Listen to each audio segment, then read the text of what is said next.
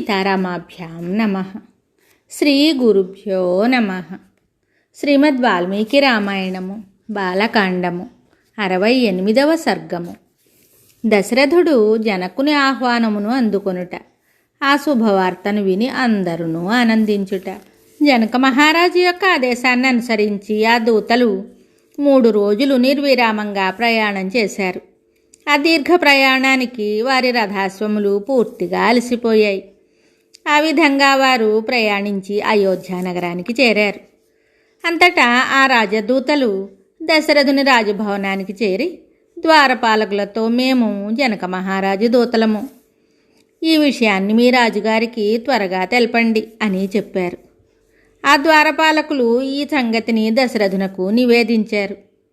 తరువాత దశరథుని అనుమతితో ఆ దూతలు రాజభవనంలో ప్రవేశించారు.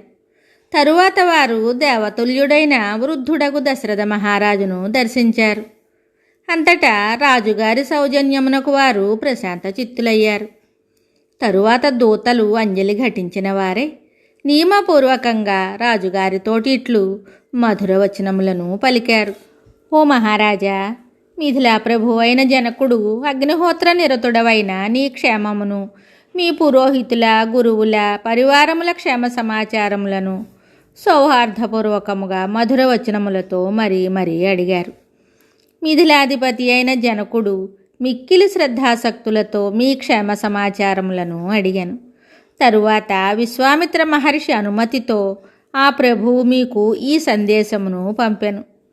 ఓ మహారాజా, నా కుమార్తెయగు సీతాదేవిని పరాక్రమశాలి అయిన రాకుమారుడే వివాహమాడుటకు అర్హుడు అని లోగడ నేను చేసిన ప్రతిజ్ఞ మీరు వినియే ఉంటారు. గర్వోన్మత్తులైన చాలామంది రాజకుమారులు నా ప్రతిజ్ఞను విని వచ్చుటయు, శివధనస్సును ఎక్కుపెట్టుటలో విఫలురై వారు అగ్రహోదగ్రులై వచ్చిన దారి పట్టుటయు మీకు విదితమే అయి ఉండును. నా భాగ్యవశమున విశ్వామిత్ర మహర్షియు ఆయన వెంట మీ కుమారులైన రామలక్ష్మణులను మిథిలకు విచ్చేశారు. వీర్యశుల్క అయిన నా కూతురు సీతను మహావీరుడైన శ్రీరాముడు గుణప్రభావముచే గెలుచుకొనెను. ఓ దశరథ మహారాజా, మహాత్ముడైన శ్రీరాముడు మహాపురుషుల సమక్షమున ఆ దివ్యమైన ధనస్సును భగ్నము గావించెను. అందువలన వీర్యశుల్క అయిన నా కూతురు సీతను మహావీరుడైన శ్రీరామునకు ఇచ్చి నా ప్రతిజ్ఞను పాటింపదల్చితిని. అనుమతింప ప్రార్థన. ఓ మహారాజా, మీరు గురువులతోడను పురోహితులు మున్నగు వారితోడను కూడి శీఘ్రముగా విచ్చేయ ప్రార్థన. మీకు శుభమగుగాక. ఇచ్చట మీరు రామలక్ష్మణులను కూడా చూడవచ్చును. ఓ రాజేంద్ర, మా ప్రార్థనను మన్నించి మాకు ఆనందమును కూర్పగలరు. మీ ఇరువురు కుమారుల రామలక్ష్మణుల మహదానందములో మీరును పాలు పంచుకొనవచ్చును. విశ్వామిత్రుని ఆజ్ఞను శతానందుని సూచనను అనుసరించి మా జనక మహారాజు ఇట్లు మృదు మధురముగా పలికెను. జనకుని దూతలు పలికిన మాటలను విని దశరథ మహారాజు పరమానంద భరితుడై వశిష్ఠుడు, వామదేవుడు, మంత్రులు మున్నగు వారితోటి ఇలా అన్నాడు. కౌసల్యానందవర్ధనుడైన శ్రీరాముడు సోదరుడైన లక్ష్మణునితో కూడి విశ్వామిత్ర మహర్షి రక్షణలో హాయిగా ఉన్నాడు.